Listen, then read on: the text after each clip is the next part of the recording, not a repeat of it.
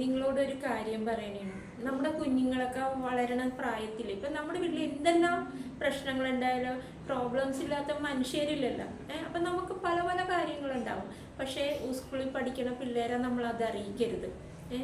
അവർ പഠിക്കണ പ്രായവും പിന്നെ അവരുടെ ബുദ്ധിയൊക്കെ വെക്കണ ഒരു പ്രായമാണത്. അപ്പം അതുങ്ങൾക്ക് പറയാനൊന്നും അറിഞ്ഞൂടല്ല. അതായത് ഇപ്പോൾ 1-ാം ക്ലാസ് 2-ാം ക്ലാസ്സിലൊക്കെ പഠിക്കുന്ന പിള്ളേർക്ക് അവരുടെ ഉള്ളിലിരിക്കും ആ വിഷമം. അപ്പോൾ ആ കുഞ്ഞുങ്ങൾ സ്കൂളൊക്കെ വിട്ട് വരുമ്പോൾ നമ്മുടെ ടെൻഷനൊന്നും അതുങ്ങൾ അറിയിക്കേണ്ടെന്നേ. അവരോട് എത്രയധികം സ്നേഹത്തോടെ പെരുമാറാൻ പറ്റുമോ അത്രയധികം സ്നേഹത്തോടെ നമ്മൾ പെരുമാറണം. ആ കുഞ്ഞുങ്ങളൊന്നും അറിയാതെ വളരണം. എന്നാലും അവർക്കിടെ ബുദ്ധിയും എല്ലാം വളരുള്ളൂ. അവരെ സങ്കടപ്പെടുത്തരുത്.